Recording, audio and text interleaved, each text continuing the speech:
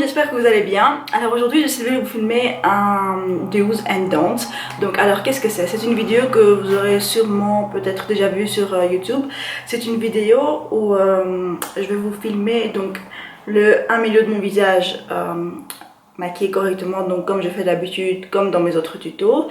Et l'autre moitié de mon visage avec des erreurs qu'on a déjà tous fait auparavant, des erreurs qu'on fait, qu'il y en a certaines qui font même peut-être jusque maintenant. C'est vraiment pour vous montrer à quel point essayer de se maquiller correctement peut changer le visage et peut vous rendre encore plus belle. Voilà, le but de cette vidéo en fait, c'est de vraiment montrer que les erreurs peuvent vraiment amochir en fait. Donc voilà, c'est des erreurs qu'on a déjà tous fait auparavant et qu'on peut toujours faire, hein. Des erreurs c'est pour tout le monde et c'est avec les erreurs qu'on apprend.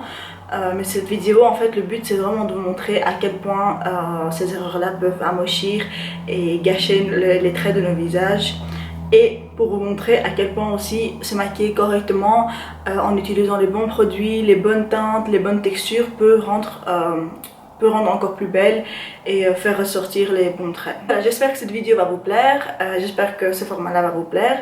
Dites-moi si vous voulez voir plus souvent ce genre de vidéo là, comme ça je vous en filme plus. Sans trop tarder, c'est parti. Donc ce côté là de mon visage va être le côté où je vais me maquiller correctement, et ce côté là va être le côté où je vais me maquiller avec les erreurs. C'est parti, on va commencer par la préparation de la peau. En temps normal, j'applique comme d'habitude ma crème hydratante avant de me maquiller. C'est super important de toujours appliquer une surface crème ou liquide avant d'appliquer son fond de teint, et de ne pas appliquer son fond de teint directement sur la peau lavée et sèche. Comme ça, il y a comme on a quelque chose auquel le fond de teint peut attraper sur la peau et pas directement sur la peau sèche. Donc voilà, sur ce côté là, j'ai appliqué ma crème hydratante.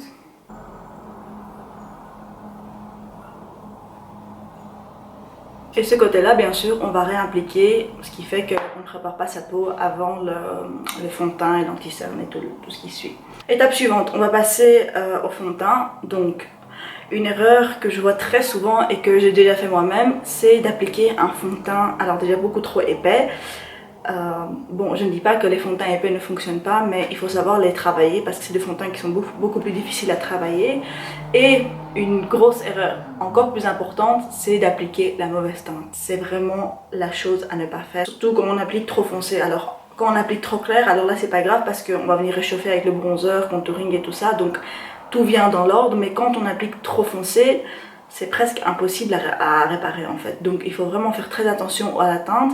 Et à part la teinte, il y a aussi le fait de choisir le bon sous-ton. Donc il y a les sous-tons neutres, les sous-tons jaunes et les sous-tons roses. Moi personnellement, je pense que je suis plutôt jaune. Je pense pas, je suis sûre même. J'ai un sous-ton jaune, donc j'essaie toujours d'acheter des fonds de teint avec un sous-ton jaune. Et si par exemple j'ai un fond de teint préféré qui ne se vend pas avec un sous-ton jaune, j'essaie de matcher le plus possible quoi, parce que c'est vraiment important de trouver un fond de teint avec la bonne couleur. Et il faut toujours matcher avec le cou et le corps, mais pas avec la couleur du visage, parce que la couleur du visage a tendance à être souvent plus claire. Donc ce qui fait qu'on peut acheter un fond de teint plus clair en regardant la peau du visage. Il faut toujours essayer de voir la couleur avec le cou. Voilà, ce côté là, comme d'habitude, je vais venir appliquer mon fond de teint habituel qui est le Kiko, c'est mon préféré en ce moment. Et je vais venir estomper au Beauty Blender. Donc ça, il n'y a pas d'erreur ou de juste, chacun a ses préférences. Moi je préfère estomper au Beauty Blender car ça me fait toujours un effet beaucoup plus naturel, mais il y a des fois aussi où ça m'arrive d'estomper au pinceau. Ça dépend de mon humeur aussi un peu, donc voilà.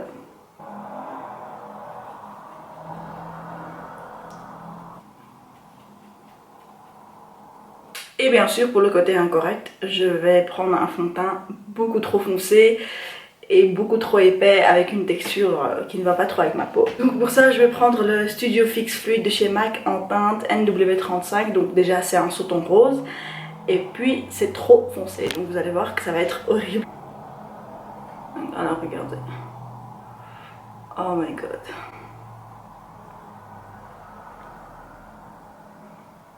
Je sais pas si vous avez déjà testé les fonds de teint de chez MAC, plus concrètement le Studio Fix Fluid.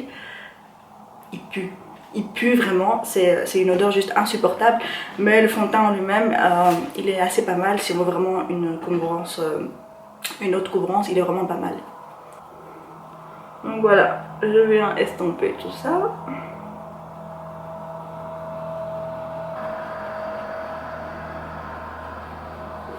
Alors ensuite, place à l'anti-cerne. Donc pour ce côté-là, je vais vous faire comme d'habitude, je ne vais pas tout vous expliquer de nouveau. Vous pouvez aller voir dans mes autres vidéos si vous voulez un peu plus de détails sur l'highlighting. Par contre, pour le côté avec les erreurs, je vais venir prendre un anti-cerne. Alors déjà, beaucoup trop blanc, car oui, cette erreur-là, je l'ai fait moi-même. J'avais un petit pot d'anti-cerne de chez MAC, les tout épais là, qui sont dégueulasses pour moi maintenant. Ils sont beaucoup trop épais et beaucoup trop secs, je ne les utilise plus du tout. J'avais un anti-cerne comme ça, je crois que c'était la teinte NW15 ou un truc comme ça.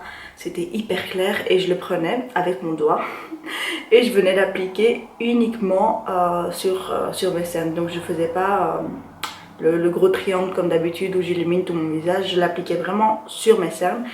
Et c'est vraiment une erreur en fait, parce que quand on prend un anti-cerne plus clair, c'est censé être pour illuminer le visage. Donc quand on illumine le visage, on fait tout le triangle, on estompe, ensuite on fixe. Mais bon, moi je faisais n'importe quoi, je vais vous montrer ce que ça donnait quand je le faisais. C'était un anti-cerne qui ressemblait beaucoup à une texture du genre là, comme le Cream Contour de chez Anastasia. Et la teinte aussi, franchement c'était presque pareil, c'était une teinte hyper claire. Donc voilà, je vais prendre cette teinte là.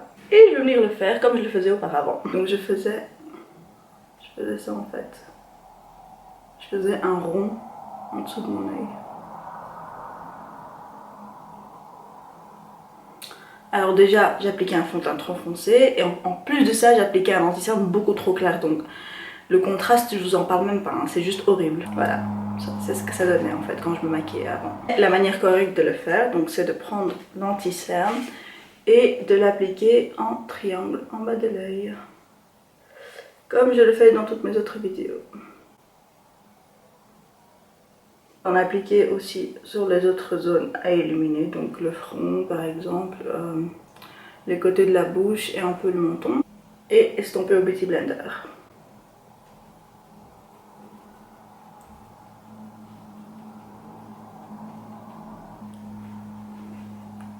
Ensuite, après avoir appliqué l'anti-cerne, je vais venir fixer, donc c'est la chose correcte à faire. Mais c'est vrai qu'il y a certains anti-cernes que vous pouvez ne pas fixer. Par exemple, en été, quand il fait super chaud, j'adore appliquer un anti-cerne très léger et ne pas le fixer avec la poudre. Comme ça, je n'ai pas d'effet kaki parce que la poudre, c'est ce qui alourdit le maquillage. Donc voilà, il y a des anti-cernes que je ne fixe pas parfois et c'est à cause du fait qu'ils sont tellement légers qu'ils ne vont pas venir filer entre les ridules. Donc je prends ma poudre libre sur mon éponge comme d'habitude et je vais venir fixer mon anti-cerne.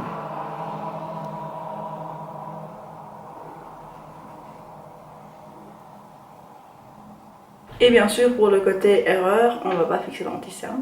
Ensuite, passons au contouring slash bronzer. Pour le côté correct, je vais faire comme d'habitude, je vais utiliser un de mes bronzers préférés qui est le Hoola de chez Benefit. Et je viens l'appliquer sur toutes les zones où j'ai envie de sculpter mon visage et de réchauffer mon teint. Donc, c'est le creux de mes joues, un peu sur mon front. Et enfin, ma mâchoire, car je veux une mâchoire un peu plus sculptée. Par contre, pour le côté erreur, je vais prendre un bronzer beaucoup trop orange. Donc je vais utiliser le Betty Luminizer de The Balm. Je ne dis pas que c'est un mauvais bronzer, je l'adore, c'est un de mes préférés. Mais celui-ci, j'utilise en tant que... je l'utilise sur le bronzer que j'ai déjà appliqué. Donc ça, c'est quand je veux un teint super glowy, parce qu'il est irisé. Donc je vais venir l'appliquer légèrement sur toutes les zones où j'avais déjà appliqué mon bronzer et ça ne va pas faire trop orange. Mais une erreur qu'on faisait avant, c'était... oui, je parle de on parce que je parle de moi et de mes soeurs. On prenait un bronzer beaucoup trop orange et on pensait qu'en fait un bronzer c'est pour bronzer tout le visage. Donc même les zones où on est censé illuminer avec l'anti-cerne. On ne comprenait pas qu'en fait un bronzer c'est pour réchauffer le teint et pour sculpter. Donc je vais vous montrer comment on faisait. Et on est allé fort. Hein.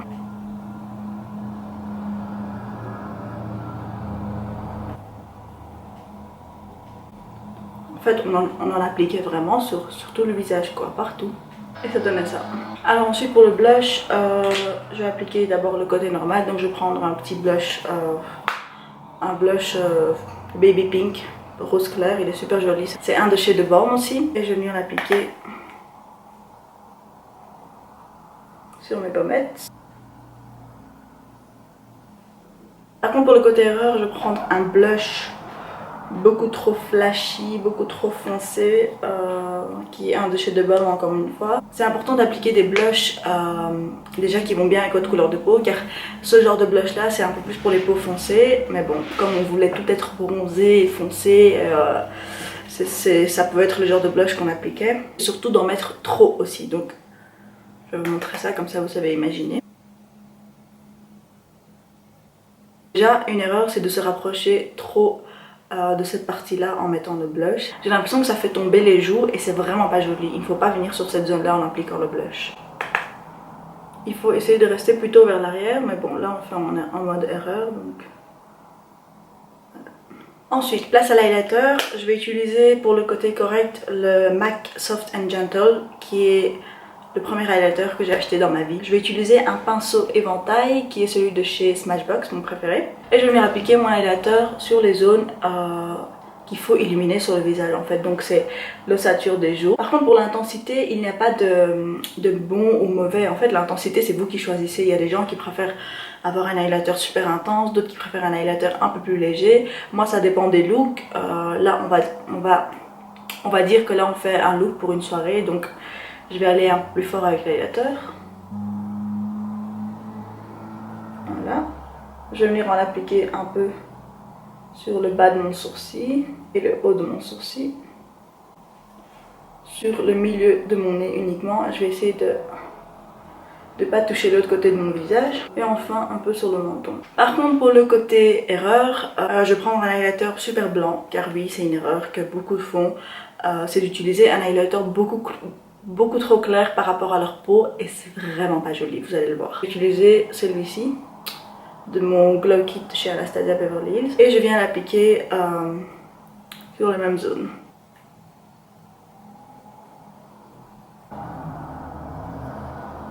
Alors on a fini pour le teint, maintenant on va passer aux sourcils. Pour ce côté-là de mon visage, je vais utiliser ma poudre à sourcils de chez Anastasia Beverly Hills qui est ma préférée en ce moment. Et je vais venir sculpter mes sourcils comme je vous l'avais montré dans mon tuto sourcils.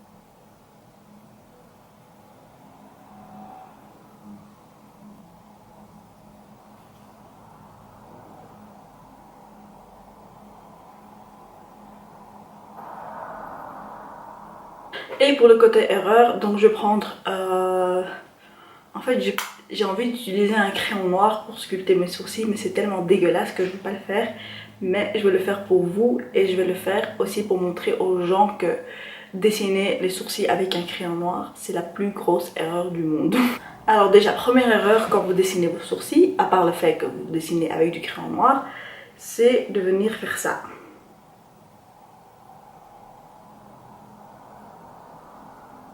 C'est vraiment une très grosse erreur de venir faire ce carré là.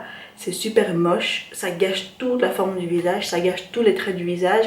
Et en plus ça fait un effet, on dirait qu'on est fâché.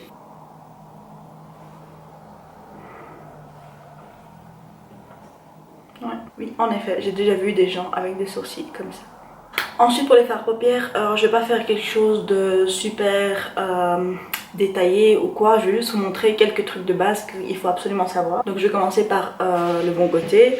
Je vais prendre un fard à paupières brun neutre d'une intensité médium.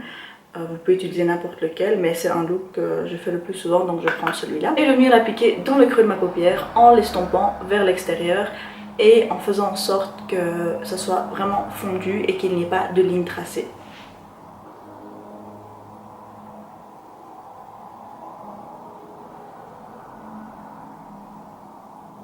Et pour ma paupière mobile, je vais prendre un ton beige neutre, couleur peau, n'importe. Et je vais venir l'appliquer sur toute ma paupière mobile.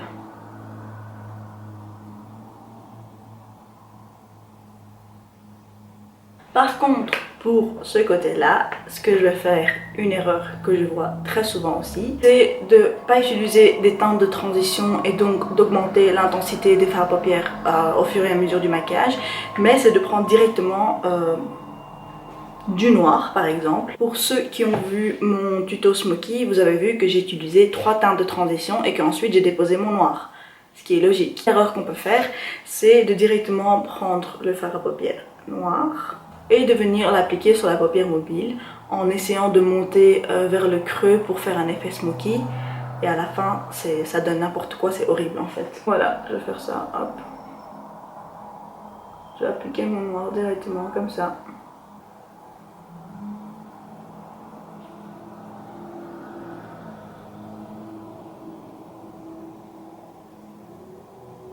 Donc voilà, c'est d'appliquer du noir et de ne pas utiliser de pinceau estompeur ni de teinte de transition et ça donne ça.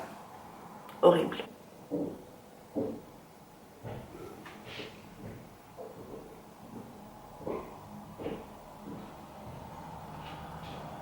Pour ce côté-là, on va venir appliquer plein de couches de mascara pour au final avoir, au lieu de cils, des pattes d'araignée.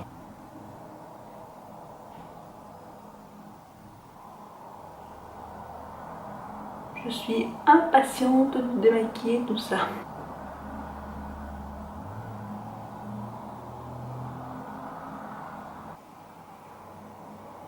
Voilà. Ensuite, on va passer au contouring du nez directement. Le contouring du nez, je sais que parfois il peut être fait un peu plus intensément et que dans la vraie vie ça peut ne pas être joli, mais qu'en photo ça donne super bien. Donc voilà, là ça dépend du look que vous voulez. Si c'est un look pour un shooting ou quoi, alors là je suis d'accord qu'il faut aller un peu plus intensément, comme ça ressort plus dans les photos. Mais quand c'est un look pour une soirée ou pour un maquillage de journée, il faut essayer de rester super avec une main super légère pour le contouring du nez. Je vais prendre ma poudre bronzante que j'ai utilisée pour mon visage et je vais venir définir, retracer mon nez vraiment super légèrement et le rendre un peu plus court par ici. Par contre, pour ce côté-là, ce que je vais faire alors déjà, c'est d'utiliser un bronzer avec un sous-ton chaud. C'est une grosse erreur. Quand on veut donner un effet d'ombre et sculpté, il faut utiliser un bronzer avec un sous-ton froid. Comme ça donne vraiment un effet 3D et ça donne un effet de vraie ombre. Tandis que les bronzers orange ne donnent pas cet effet-là. Ça ne fait que réchauffer et réchauffer. Donc voilà, je prends le bronzer que j'ai appliqué de ce côté-là.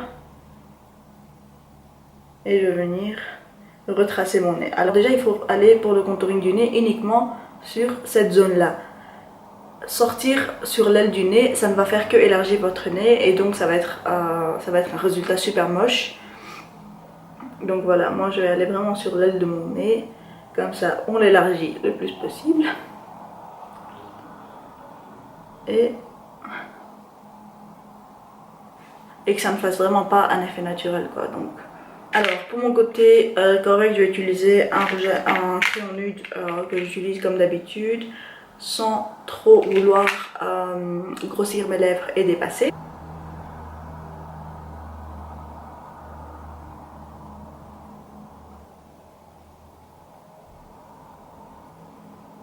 Et je vais venir remplir avec un nude, n'importe lequel. Je vais utiliser un de mes préférés. Je vais utiliser le Mère de chez MAC. En fait, c'est pas vraiment trop un nude, mais c'est pas grave. Et par contre, pour le côté erreur, je vais prendre un crayon beaucoup trop foncé et je vais venir remplir avec un rouge à lèvres beaucoup trop clair. Et ça va vraiment donner un résultat super pas naturel et moche. Et je vais aussi dépasser énormément de lèvres car oui, après que Kylie Jenner ait refait ses lèvres, c'était une tendance ou je sais pas c'était quoi, mais tout le monde le faisait et c'était super moche. À moins que vous le faites naturellement parce que chacun, si vous regardez vos lèvres, vous allez voir que, mais vraiment autour, vous avez comme une ligne et c'est cette ligne là qui va vous guider pour retracer au maximum en fait. Donc vous ne devez pas dépasser cette ligne là, mais il y a des gens qui dépassent cette ligne là et ça fait pas naturel et c'est pas joli du tout.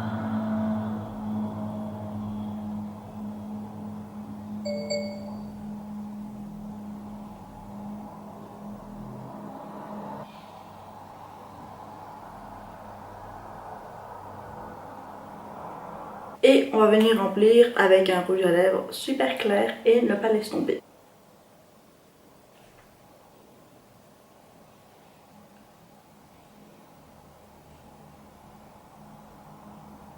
Et voilà le résultat. Donc comme vous pouvez le voir, ce côté-là fait super naturel, super frais et super joli. Tandis que ce côté-là, c'est pas beau. Alors déjà de 1, c'est horrible. C'est pas naturel du tout, ça fait hyper maquillé, ça fait peau de peinture. Et troisièmement, ça n'a fait que m'amochir. Donc moi perso, ce côté-là, je bannis. Le but de cette vidéo n'est surtout pas de juger ou quoi que ce soit. Chacun a ses bonnes manières et ses mauvaises manières de se maquiller et chacun a son juste comme son mauvais. Donc si vous voulez continuer à le faire, faites-le. Si vous vous sentez bien comme ça dans votre peau, faites-le. Mais moi personnellement, je me sens bien dans ma peau en me maquillant comme ce côté-là. Donc s'il y a certaines personnes qui préfèrent par exemple des lèvres comme ça ou des sourcils comme ça ou des yeux maquillés comme ça ou même un contouring aussi intense et aussi orange, eh ben faites-le. Perso, chacun fait comme il aime, chacun fait comme il se sent le mieux. C'est tout à fait votre problème. Et voilà, donc j'espère vraiment que cette vidéo vous aura été utile, que ça vous aura plu, que ça vous aura aidé à essayer à ne plus faire des erreurs que vous aurez déjà fait auparavant et que vous faisiez même maintenant. Si vous aimez bien ce genre de vidéo là, likez ma vidéo, comme ça je peux le voir. Et surtout, comme d'habitude, n'oubliez pas de vous abonner à ma chaîne. On se retrouve très vite pour plein de nouvelles vidéos. Bye!